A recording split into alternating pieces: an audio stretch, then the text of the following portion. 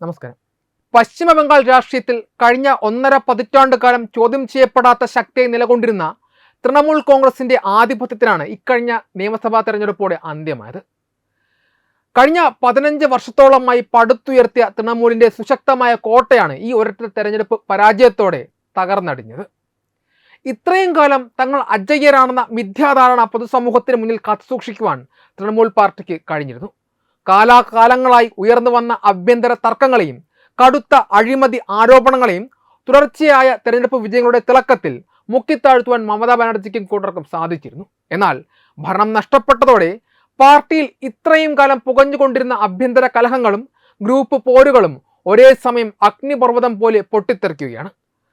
Party അധ്യക്ഷ മമതാ ബാനർജിയുടെ തെരഞ്ഞെടുപ്പ് തന്ത്രങ്ങളെയും രാഷ്ട്രീയ നിലപാടുകളെയും പരസ്യമായി ചോദ്യം ചെയ്തുകൊണ്ട് മുതിർന്ന നേതാക്കൾ തന്നെ രംഗത്ത് വന്നതോടെ ഒരിക്കൽ ബംഗാൾ അടക്കി ഭരിച്ച ഈ രാഷ്ട്രീയ പ്രസ്ഥാനത്തിന്റെ ഭാവി തന്നെ ഇപ്പോൾ വലിയ പ്രതിസന്ധിയിലായിരിക്കുകയാണ്.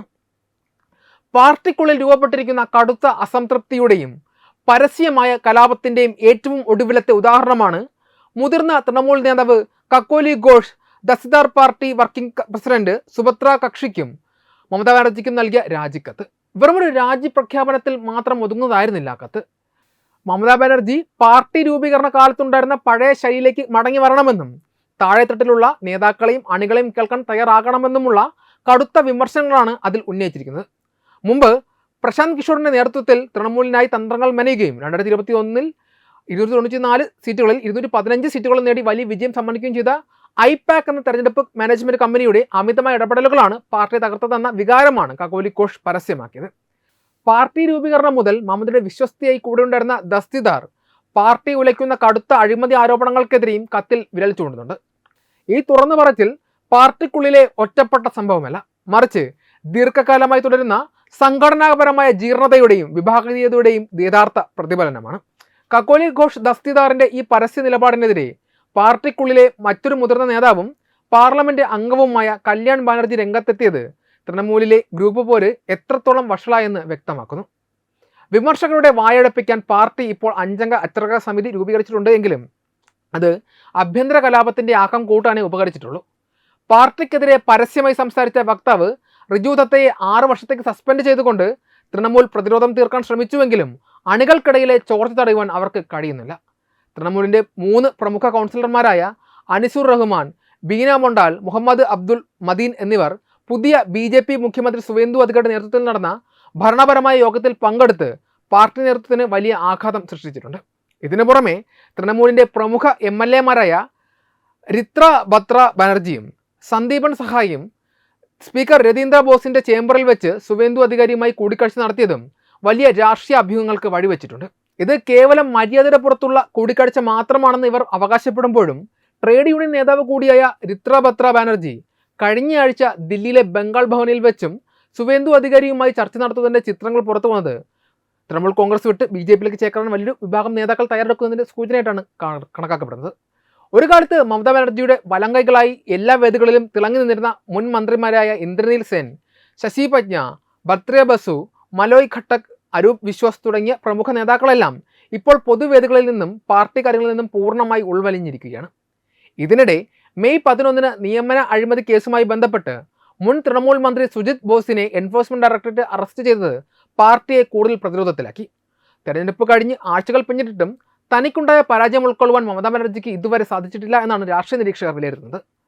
കഴിഞ്ഞ ദിവസം അവർ ഫേസ്ബുക്ക് ലൈവിലൂടെ നടത്തിയ 32 മിനിറ്റിലധികം നീണ്ട പ്രസംഗത്തിൽ തങ്ങളുടെ 150ഓളം സീറ്റുകൾ BJP കവർന്നെടുത്തതാണെന്ന പഴയ ആരോപണം തന്നെയാണ് വീണ്ടും ആവർത്തിച്ചിരിക്കുന്നത്. കഴിഞ്ഞ 4 പതിറ്റാണ്ടിനിടയിൽ ആദ്യമായിട്ടാണ് മമതാ ബാനർജിക്ക് പാർലമെന്റിലോ സംസ്ഥാന നിയമസഭയിലോ അംഗത്വമില്ലാത്ത ഒരു സാഹചര്യം സംജാതമായിരിക്കുന്നത്. നിലവിൽ അവർ പാർട്ടിയുടെ ജനപ്രതിനിധികളുമായി അടച്ചിട്ട മുറിയിൽ ചർച്ചകൾ നടത്തുന്നുണ്ട് എങ്കിലും തെരഞ്ഞെടുപ്പിന് ശേഷം കൊൽക്കത്ത ഹൈക്കോടതി സന്ദർശിച്ചപ്പോൾ മാത്രമാണ് പരസ്യമായി രംഗത്ത് വന്നത്. എന്നാൽ കോടതി സമുച്ചയത്തിൽ വെച്ച് ജനക്കൂട്ടം അവരെ കള്ളി എന്ന് വിളിച്ച് ആക്ഷേപിച്ചുകൊണ്ട് മുദ്രാവാക്യം വിളിച്ച സംഭവം മമതയുടെ ജനപ്രീതി എത്രത്തോളം ഇടിഞ്ഞു എന്നതിന് തെളിയിക്കുന്നതാണ്. പാർട്ടിയുടെ ഇപ്പോഴത്തെ ഈ അവസ്ഥയെക്കുറിച്ച് പേര് വെളിപ്പെടുത്താൻ ആഗ്രഹിക്കാത്ത പല മുതിർന്ന തൃണമൂൽ നേതാക്കളും കടുത്ത നിരാശയാണ് പങ്കുവയ്ക്കുന്നത്. തൃണമൂൽ കോൺഗ്രസ് അതിൻ്റെ അടിസ്ഥാന തത്വങ്ങളായ മാതി, മാനുഷ് എന്ന ആശയത്തിൽ നിന്ന് പൂർണ്ണമായും വ്യതിചലിച്ചു എന്നാണ് അവർ സമ്മതിക്കുന്നത്. മമതാ ബാനർജി ഉൾപ്പെടെയുള്ള ഉന്നത നേതൃത്വം സാധാരണക്കാരായ അണികൾക്കും പ്രാദേശിക നേതാക്കൾക്കും അപ്രാപ്യമായതാണ് ഈ വലിയ തിരിച്ചടികൾക്ക് കാരണം. ജനങ്ങളുമായുള്ള ബന്ധം പൂർണ്ണമായി നഷ്ടപ്പെട്ടിട്ടും പാർട്ടി തലപ്പത്തുള്ളവർ വ്യാജമായ ആത്മവിശ്വാസം പ്രകടിപ്പിക്കുകയായിരുന്നു. താഴെത്തട്ടിലുള്ള പഞ്ചായത്ത് പദവികൾ മുതൽ MLA സീറ്റുകൾ വരെ പണം വാങ്ങി വിൽക്കുകയായിരുന്നുവെന്നും ഇലക്ഷൻ ഫണ്ടിന്റെ പേരിൽ ഐപാക് പ്രതിനിധികൾ കോടികളാണ് നേതാക്കളിൽ നിന്ന് വാങ്ങിയതെന്നും ആരോപണമുണ്ട്. ജനങ്ങളുടെ വികാരം മനസ്സിലാക്കാതെ കോർപ്പറേറ്റ് ശൈലിയിൽ പാർട്ടി നടത്താൻ ശ്രമിച്ചതിൻ്റെയും താഴെത്തട്ടിലുള്ള അഴിമതികൾക്ക് കൂട്ടുന്നതിൻ്റെയും സ്വാഭാവികമായ തിരിച്ചടിയാണ് ഇപ്പോൾ പശ്ചിമ ബംഗാളിൽ തൃണമൂൽ കോൺഗ്രസ് നേരിട്ടുകൊണ്ടിരിക്കുന്നത്. പാർട്ടിക്ക് ഭരണം നഷ്ടപ്പെടുകയും കേന്ദ്ര ഏജൻസികളായ എൻഫോഴ്സ്മെന്റ് ഡയറക്ടറേറ്റും CBIയും അന്വേഷണം ശക്തമാക്കുകയും ചെയ്തതോടെ സ്വന്തം നിലനിൽപ്പ് തന്നെ അപകടത്തിലായ പല മുതിർന്ന നേതാക്കളും കൗൺസിലർമാരും ഇപ്പോൾ മമതാ ബാനർജിക്കെതിരെ തിരിഞ്ഞിരിക്കുകയാണ്. ഇത്രയും കാലം മമതയുടെ അജയ്യതയിലും അവരുടെ വ്യക്തിപ്രഭാവത്തിലും അഭയം കണ്ടെത്തിയിരുന്നവർ തങ്ങളെ ബലിമൃഗങ്ങളാക്കി ഉന്നത നേതൃത്വം രക്ഷപ്പെടാൻ ശ്രമിക്കുകയാണെന്ന തിരിച്ചറിവിലാണ്. നിയമന അഴിമതി കേസിൽ മുൻ മന്ത്രി സുജിത് ബോസ് അറസ്റ്റിലായതും തെരഞ്ഞെടുപ്പ് തന്ത്രങ്ങൾ രൂപീകരിച്ചിരുന്ന കോർപ്പറേറ്റ് ഏജൻസിയായ ഐപാക് സീറ്റുകൾ കോടികൾക്ക് വിറ്റഴിച്ചുമെന്ന ആരോപണവും അണികളിൽ കടുത്ത അമർഷമുണ്ടാക്കിയിട്ടുണ്ട്. തദ്ദേശ സ്വയംഭരണ സ്ഥാപനങ്ങൾ മുതൽ നിയമസഭയിലേക്കുള്ള സീറ്റുകൾ വരെ പണം വാങ്ങി നൽകിയതിന്റെ കൃത്യമായ രേഖകളും സാമ്പത്തിക ഇടപാടുകളുടെ തെളിവുകളും പല പ്രാദേശിക നേതാക്കളുടെയും പക്കലുണ്ട് എന്നാണ് പുറത്തുവരുന്ന വിവരങ്ങൾ. BJPയുടെ നേതൃത്വത്തിലുള്ള പുതിയ സംസ്ഥാന ഭരണകൂടമായി ഒത്തുതീർപ്പിലെത്താനും കേന്ദ്ര ഏജൻസികളുടെ പിടിയിൽ നിന്ന് രക്ഷപ്പെടാനും വേണ്ടി പാർട്ടിയിലെ അതൃപ്തരായ നേതാക്കൾ ഈ തെളിവുകൾ അന്വേഷണ സംഘത്തിന് കൈമാറാനോ അല്ലെങ്കിൽ മാധ്യമങ്ങളുടെ പരസ്യപ്പെടുത്താനുള്ള സാധ്യത വളരെ കൂടുതലാണ്. രാഷ്ട്രീയമായി പാർട്ടി പിളർപ്പിലേക്ക് നീങ്ങുമ്പോൾ ഔദ്യോഗിക പക്ഷത്തെ ദുർബലപ്പെടുത്താൻ വിമതർ ആയുധമാക്കുക ഇത്തരം സാമ്പത്തിക അഴിമതികളുടെ തെളിവുകളായിരിക്കും. ഇത്തരം തെളിവുകൾ പുറത്തു വരുന്ന പക്ഷം മമതാ ബാനർജിയുടെ അറസ്റ്റിലേക്ക് കാര്യങ്ങൾ നീങ്ങാനുള്ള സാധ്യതയും തള്ളിക്കളയാൻ സാധിക്കില്ല.